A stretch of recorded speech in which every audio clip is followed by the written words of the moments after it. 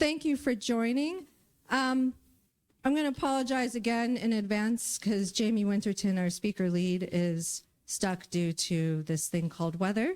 So I am going to introduce Shelby.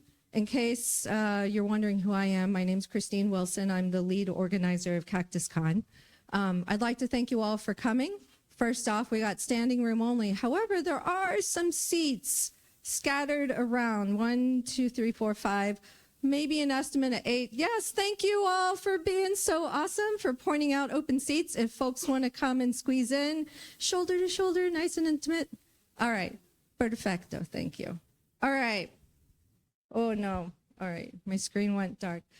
First, I'd like to thank Shelby Grossman for coming out to be our keynote speaker today, and I have the pleasure of introducing her, even though I'm not the original introducer, but I am honored either way. Shelby Grossman is a research scholar at the Stanford Cyber Policy Center and was previously with the Stanford Internet Observatory. Her research focuses on Russian and Iranian influence operations, fraud, child safety, and the impact of generative AI on these issues. Shelby is also the co-editor of the Journal of Online Trust and Safety and teaches classes at Stanford on open source investigation and trust and safety. It's not a secret that generative AI is fueling disinformation and other online threats. But how effective is AI generated deception? How is it being used effectively or ineffectively? For the last several years, Shelby and her team have been analyzing how malicious actors across the globe use AI tools. Shelby, thank you for joining us today and sharing your work with us.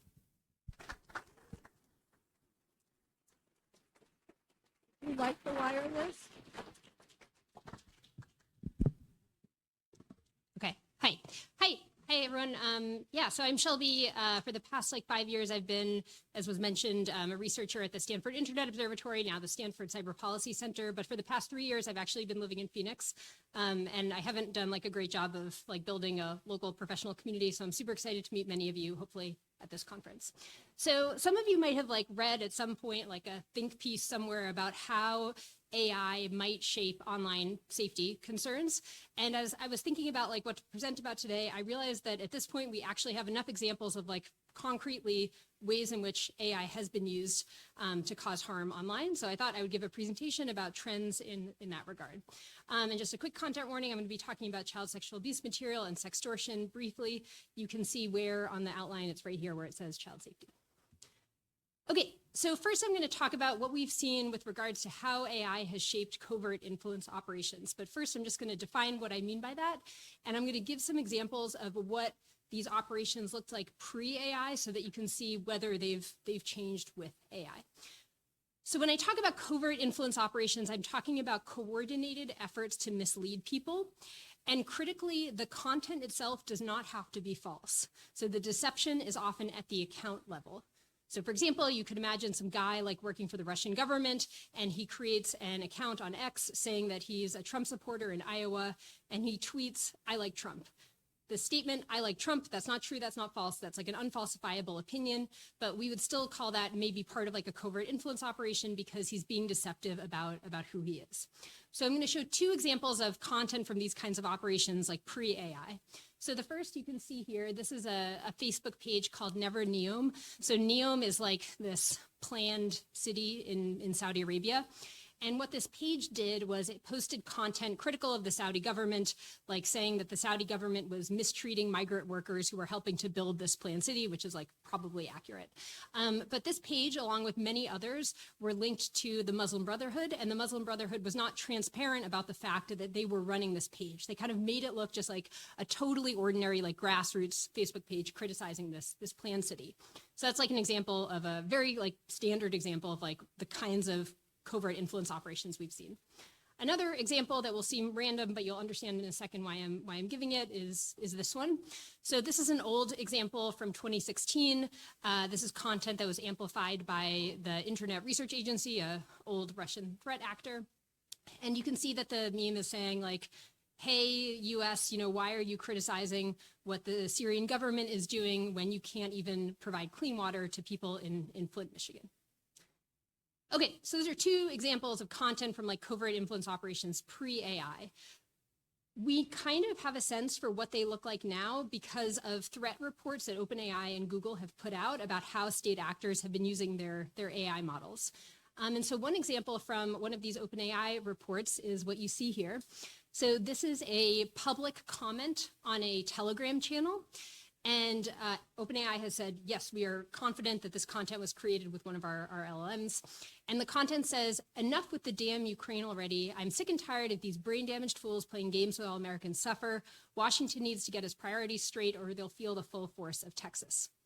So, I mean, I think the thing that's kind of remarkable here is that the narrative is basically identical to this one, which is from like many years ago, saying, US, and this is a Russian threat actor here, US, why are you focusing on problems abroad when you should be focusing on issues at home? And this is going to be like the general theme of the presentation, which is that it does seem like AI products are making it more efficient for threat actors to cause online harms, but it doesn't actually seem to be changing like the substance or the content in like any meaningful way. So, I think it's kind of, or at least has been like an open question, whether AI generated propaganda is as persuasive as human generated propaganda. So I don't know, like reasonable people could disagree about whether this meme is more or less persuasive than this comment on Telegram. And so what some colleagues and I did a few years ago was we ran an online survey experiment to try to figure out this question. So what we did was we started by identifying a couple of pieces of real covert propaganda that originated in Iran or Russia. So as an example, one of these articles claimed falsely that Saudi Arabia had offered to fund the US-Mexico border wall. That never happened. And then we prompted GPT-3 with the thesis statement of these real articles and said essentially like, hey, GPT-3, can you write an article making this same thesis statement? And then we did an online survey experiment of 8,000 people where we randomized whether they saw the real propaganda, nothing, or the AI propaganda. And of course, we debriefed everyone at the end, telling them that they had read propaganda. And so what we found is first, if you don't read any of the propaganda, so if you just ask someone, hey, do you think Saudi Arabia offered to fund the US-Mexico border wall? About a quarter of people will say yes. So that's like kind of weird, but that's basically just like a confirmation bias finding. And then if people read the original propaganda, they're then 47%, like 47% of them are likely to agree with the thesis statement. And if they read the AI propaganda, 44% are likely to agree with the thesis statement. So the AI propaganda is not as persuasive, but still extremely persuasive. And you could imagine there are some ways that they could bring, like a threat actor could put a human in the loop here. So for example, they could have a human like copy edit the prompt or maybe curate the output in one way or another. And we run that kind of analysis essentially. And we find that when you do that, the AI propaganda becomes just as persuasive as the original propaganda. And so we think what this, predicted, we did this research many years ago, even though it was only published last year. But we think that this kind of shows that AI has risks related to the ability to personalize this kind of content at scale, particularly if you have a human in the loop. So what is actually happening? I gave some examples before, but I want to summarize some themes that come out of the threat intel reports. So first, we know for sure that state actors are using LLMs to copy edit content for these covert influence operations. So that's actually something that we predicted, which is kind of cool, or not cool, but we also know that state actors are using LLMs to rewrite articles in different tones. So that could be kind of evidence of attempts to slightly personalize or customize content to reach different audiences. Threat actors are translating articles both to and from their local language, creating large amounts of short comments, as we saw in the Telegram example. They're using LLMs for SEO, debugging code for websites, doing general research, for example, like free hosting options. And they're using image generation models to create logos. And so these reports don't actually say like what the logos were used for, but I could speculate based on like the gajillion of pre-AI covert influence operations I've investigated that these logos are probably to create like a visual brand for these fake media outlets that they create, like you saw with Never Neom, like all the visuals. That's my suspicion for what they're using them for.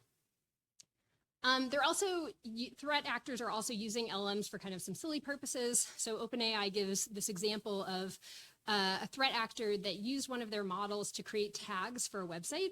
And so you probably can't read these, but they say things like international relations, proxy conflicts. And there are kind of maybe two things to notice here.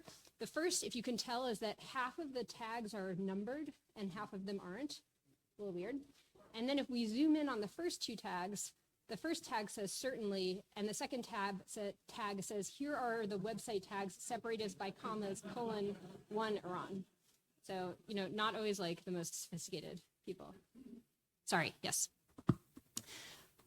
Okay, so it is important though to, you know, even before AI, it was important to be careful to not overstate the threats of covert influence operations. And, you know, the reason for this is in part that if you overstate the risk of these operations, it makes people distrust all sorts of information, which can actually play into the goals of, you know, for example, like Russian threat actors.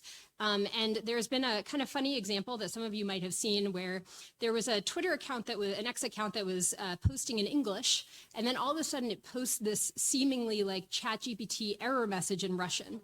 And everyone saw this, and this went viral across like many different social media platforms, and people were like, oh my God, here's an example, you know, these people are really using ChatGPT.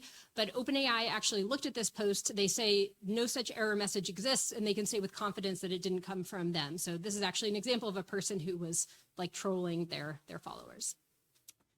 Okay, I'm not going to talk about the other harms in as much depth, but now I'm going to move on to harassment and talk about what we know about state-linked harassment operations, both pre and with AI. So I want to give an interesting example of a harassment campaign that was linked to pro-Tanzanian government actors from a few years ago. Again, this is like a pre-AI example. So this was a network of inauthentic accounts on Twitter. And what they did was they identified activists, Tanzanian activists who were critical of the government, and they found tweets that had images. And then this network created a bunch of totally random WordPress blogs. So on the right here, you have one of those blogs. They called it like COVID Tanzania. And they put the image from the tweet. So this image was previously in this tweet, and the exact text of the tweet in a random like blog post on this WordPress blog. And then they backdated the post to make it look like it came out before the tweet. And then they reported the tweet to Twitter saying that it violated their copyright, that they owned the copyright on this image. And presumably some like Twitter moderator looked at the report, went to this blog post and was like, oh yeah, they did post this image before the tweet. And so they took down the media from the tweet. And actually in some cases, this network succeeded in temporarily getting the accounts of these Tanzanian activists suspended. So this is like a fairly sophisticated pro-government harassment campaign against activists. We have a couple examples of harassment campaigns linked to state actors with AI that are like not nearly as sophisticated. So here's one example from OpenAI. These were tweets that were created using one of OpenAI's LLMs, and they are critical of a Chinese dissident named Kaisha. And so one tweet says, Kaisha's actions of financially supporting men contribute to the objectification and exploitation of individuals for personal gain. Another says, Kaisha's behavior sets a harmful example and perpetuates unequal power dynamics between genders. So it's like pretty clear, you know, what they did here. They asked the LLM, hey, make me a bunch of tweets critical of Kaisha along like this dimension. And I think, you know, it's notable here that these tweets like didn't get that much engagement. Another like very similar example comes from researchers at Clemson University, where they found a pro-Rwandan government operation that was critical of this entity called Forbidden Stories, which is an investigative like news outlet. And what they did was they basically found one tweet where the user had made a mistake. So they tweeted one of these like ChatGPT error messages that we've all seen, like, I'm sorry, I can't create that content because I'm an LLM or whatever. So they found one account that made a mistake, and then they identified other accounts that were created around the same time and posted similar content. And they basically speculate that all of these accounts are using LLMs. So, you know, we can't know for sure because we don't work at these AI companies, but this is kind of the best you can do as like outside researchers. And so here again, you know, we see tweets like Forbidden Stories, repeated accusations are attempts to disrupt Rwanda's stability. We stand united against Forbidden Stories' attempts to create instability. So again, probably what they did, they prompted at the LLM by saying, hey, just make me a bunch of tweets critical of this media outlet focusing on instability in Rwanda. So I personally think like the takeaway here is these harassment campaigns with AI are like very simple, not getting that much engagement. Of course, we don't know what we don't know. You know, there could be more sophisticated examples that we haven't uncovered, but that's my takeaway based on what we know at the moment. Okay, now I'm going to talk about a couple of interesting ways in which AI has shaped child safety. So the first example is with the existence of these like nudify apps and websites. So these are apps where you can upload an image of a clothed person and it will make a very photorealistic nude image of that person. And you know, there are hundreds of these, like they're very easy to access. And while it's not totally clear what the scale of this problem is, there have been a bunch of high profile cases where kids in schools use these apps to create nude images of their peers. So I'll give two examples. So first, there was a middle school in Beverly Hills where there were about 5 8th graders who used this app to create nude images of 16 of their peers. This is kind of an example of a school responding well. They disciplined the kids within like a day of finding out, and the students are currently being like under criminal investigation because this is 100% illegal. Another interesting example comes from Lancaster, Pennsylvania. And so in this case, there was a high school boy who was making nude images of peers using one of these apps. And someone used the Pennsylvania State Anonymous tip line to report this. And so this is like the safe to say something tip line, which normally you would think of as being used for like a student to report that they saw a gun on campus or like someone threatened to shoot up the school. But in this case, someone was like using it to report that this boy was, you know, making these nude images of peers, which is like a very in scope and interesting use case, I think, of the tip line. So the tip line did what it was supposed to do. It told the school. This was in, I think, the fall of 2023. And the school basically did nothing. And it was about 8 months until the broader school community found out that the boy was doing this. And between the time that the school found out and the broader community found out, the boy had created nude images of almost every single girl in his grade. And it was like, you know, really embarrassing for the school, and the school was like discouraging victims from going to the police. So it was like this whole big thing. Anyways, so it's not to say that this kind of stuff was like impossible pre-AI. Obviously, if you're good at Photoshop, you know, you can do this. But the way AI has changed the game here is just, it makes it much easier to do this and easier to do it at scale. And you don't have to be a Photoshop expert to make very realistic images. Another way that AI has shaped child safety concerns relates to sextortion. So sextortion is something that has been unfortunately common pre-AI. It basically involves obtaining nude images, often by tricking someone into thinking they're in like an online romantic relationship with you. And then the second you get those images, you say that you're going to send them to their family and friends unless they send you money or more nude images. So this is, again, unfortunately common pre-AI, but it's kind of time consuming to do because you need that first image to make this scam work. And that involves like really building up a trusting relationship to kind of convince a child to send you a nude image. So as one example, this was like slightly upsetting, just, I don't know. As one example, this is a court transcript of a recent case where so a lot of the people who do this for money are based in West Africa, and a guy in Cote d'Ivoire was extradited to the US because he had done this to a boy who went on to kill himself, which is unfortunately not uncommon for victims of sextortion. And the court transcript kind of makes clear the effort that this criminal had to go through to trick the boy into sending the nude video. So, you know, he had to create this fake profile photo called Emily Thompson, had to find like a good image, had to build a rapport, you know, all this stuff. And so what AI is doing, and we know for a fact that this is actually happening and is actually unfortunately common, is that you don't need that first image to make the scam work. A criminal can just send a child a nude image of themselves that they made using AI and say, hey, I made this nude image of you. You know it's not real, but it looks pretty real, right? You think your family and friends are going to know that it's not real? I'm going to send this to all these people you know unless you send me money or actual nude images. Okay, the final kind of child safety thing I'm going to talk about relates to this thing called the CyberTipline. So first, I'm just going to give like 30 seconds of context on the CyberTipline if you're not familiar with it. So in the US, if you are an electronic service provider, the federal law requires that if you come across child sexual abuse material, sometimes called child pornography, you are required to report that content to this thing called the CyberTipline, which is run by a nonprofit called the National Center for Missing and Exploited Children. Sorry, I'm just going to...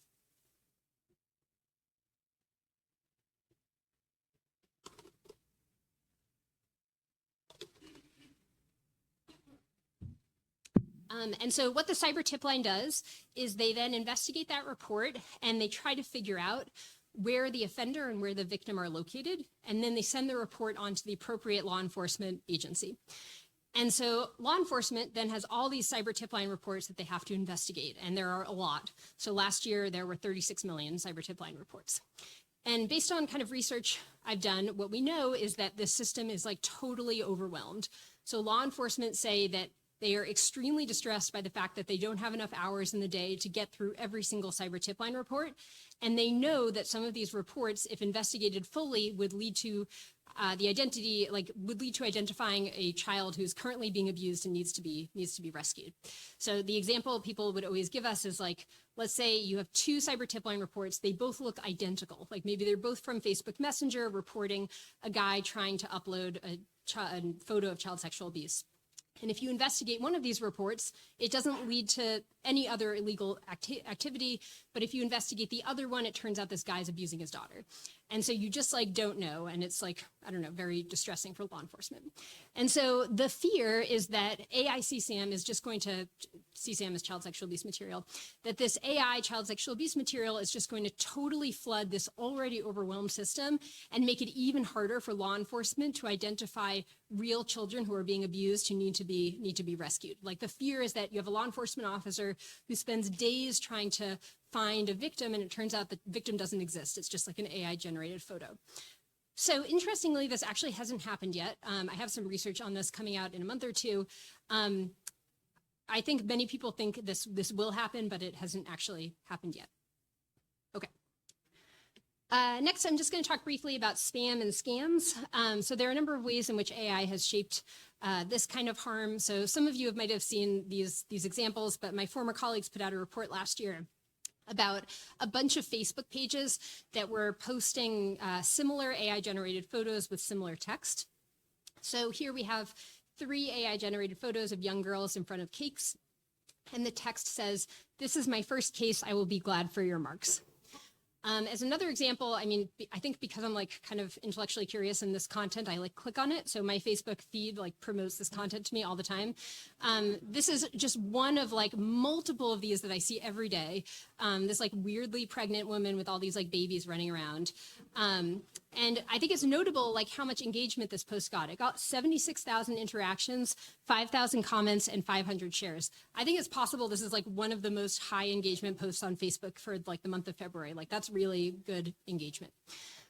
So what's going on? Like, what's the purpose of this content? It's actually like not totally clear. So one theory, this is my kind of personal theory, is that this is just like an audience building effort. So these pages want to grow their audience, and then in a couple of months or a year or so, they'll sell the page to someone else. One of the things that we've seen happen a lot in covert influence operations is a state actor will create a Facebook page, just post tons of jokes and memes to like build an audience. And then one day they just change the name of the Facebook page and start posting political content now that they have their like organic audience. So that could be maybe what's going on here. The authors of that report have said that it can also just be kind of spammy. Like some of these pages seem to be pushing people to websites that sell merchandise. And then it can also be like more directly scammy, where you're pushing users to buy products that don't exist. And there's some evidence from like the comments in these posts that the page admins are like asking for personal information. Okay, so maybe more relevant for this audience, what do we know about how threat actors are using AI for cyber attacks? So again, this all comes from these OpenAI and Google threat intel reports.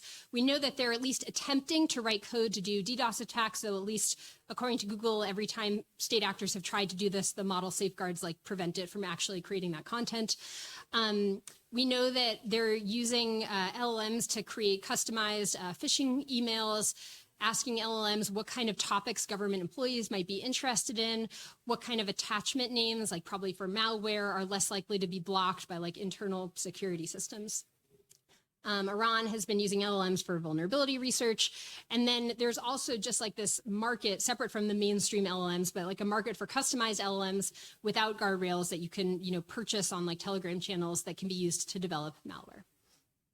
And then, of course, these AI models can be used to support like offline harms. So we know that Iran, North Korea, and China are using LLMs to do reconnaissance on things like anti-drone systems, South Korean power plants, and US IT organizations. Also, I don't know, some of you might have heard about this kind of interesting case where actors linked to the North Korean government have been trying to get North Koreans, like secretly get North Koreans these remote US tech jobs. And Google says that as part of that scheme, they've used Gemini to try to draft like cover letters and do research into salary expectations. Okay. So that's like the bulk of the presentation on ways in which AI has transformed harms. Again, I think the main takeaway here is just that it's not changing the harms in any like substantive, meaningful way, but it is almost certainly making it easier for threat actors to kind of achieve these harms. Of course, there are some.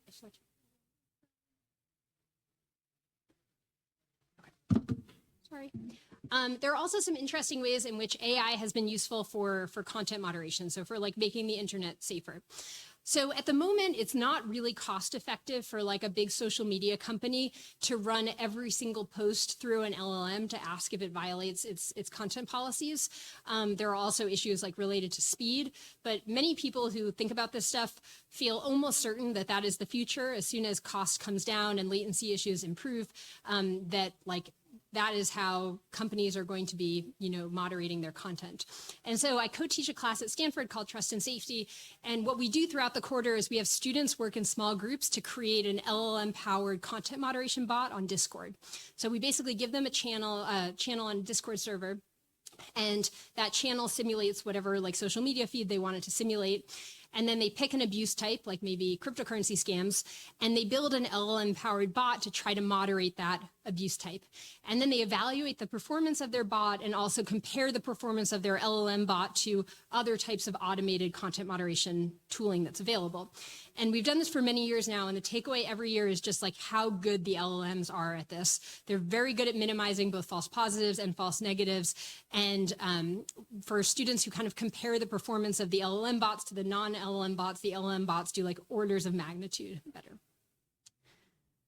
There's also been an interesting example that Anthropic recently made public that they're doing that involves how they're using AI to like moderate their own systems. And so this is a product that they call Clio.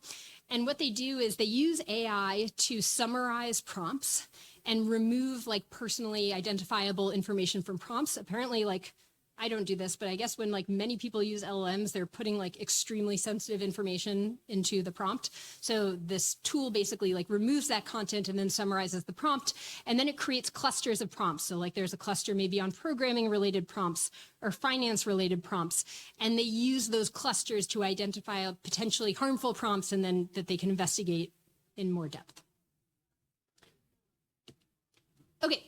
Now I'm going to talk briefly about some challenges that AI companies face when trying to prevent their products from being misused by bad actors. So I'm going to talk about two issues in particular. The first is sometimes called dual use content. So the example here is that, Google says that the way the North Korean threat actors were using Gemini to like draft cover letters and research salaries looks basically identical to the way that ordinary people use LLMs to like do job search related activity. And so, I think most people would not think that like the model should be prevented from doing that just because a state actor could use that, for bad purposes. As another example of dual use content, I asked Cloud, the Anthropic LLM, what are entry points a school shooter might use that I, as an imaginary school principal, should make sure that we secure? And Cloud, offers a lot of helpful ideas, including review all exterior doors, particularly those near parking lots or less visible areas. So that's information that could definitely be useful for me, the imaginary school principal, but of course it could also be useful for a potential school shooter. And so it's kind of tricky to think about like where you draw the line here for this kind of dual use content. One other random challenge that AI companies face that actually the keynote tomorrow might talk about in more depth involves red teaming their models for child sexual abuse material. So in the US, it is completely illegal to create child sexual abuse material, and there are absolutely no exceptions for intent. So there's no exception if you're like, oh, hey, I just work for one of these AI companies. I wanted to see if our model could do this so that I could try to make sure it doesn't do this going forward. There's no exception for that. And so that creates a lot of like legal uncertainty for AI companies that I feel like at least the mainstream ones have absolutely no interest in their products being used for this purpose. So I have some research coming out on this, but what we hear is currently happening to get around this is often the red teaming will involve seeing if your model can create good images of children, and then seeing if it can make like realistic nude images of adults. And if it can do both of those things, then you kind of assume that it could create the child sexual abuse material. Okay. Last, I'm just going to talk about some work that my team does related to field building around trust and safety. But first, I'm just going to describe how we define trust and safety and how it maybe relates to the focus of this conference. So we define trust and safety as the field related to detecting and stopping the abuse of technology in the way that it is intended to be used to cause harm. So as an example, if I send someone a DM on TikTok and I say, I'm going to kill you, I'm using the TikTok DM feature in the way it is intended to be used to send a message, but the message itself is causing harm. So I would call that a trust and safety issue. But of course, there can be a lot of important overlap between cybersecurity and trust and safety. So you can imagine a user's account is hacked and then it's used to harass people. And we actually see that all the time in influence operations where like a prominent American's Facebook account will be hacked and then used for an info op. So we do two things to kind of build a community around trust and safety. The first is we have this Journal of Online Trust and Safety. It's been around for several years now. We have a fast peer review process, which we accomplish by paying reviewers for submitting their reviews quickly. We publish really cutting edge research from both academics, but also researchers in industry who do anything related to trust and safety. And we have a really big audience. So like policymakers read the journal, people in tech read it in addition to academics. So if you kind of currently publish in journals and you're sick of like no one reading your work, I would encourage you to consider submitting to our journal. And then the last thing we do is an annual trust and safety research conference at Stanford. This is a really fun conference. It has about 500 people and it's just like researchers from industry, academia, civil society, and government who are working on this stuff. So that's it. Again, I'd love to like meet people here. I live in Phoenix, so reach out if you'd like to get coffee. And thank you very much.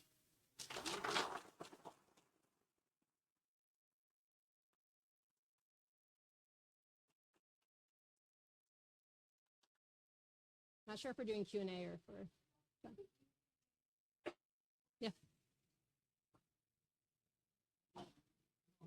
Yeah. So in one of your earlier ones, you showed the workflow of people believing the AI generated content is real propaganda. There's like a lot about something yourself. Did you find any demographic research and demographic research was like so or were there different Yeah, the question was, were there demographic differences in the persuasiveness of AI propaganda versus the real propaganda? We did look at that and there were no differences. We looked at like partisanship, gender, age, ideology, those kinds of things, and there was nothing meaningful that stood out to us. Yeah. All right. Thanks, everyone.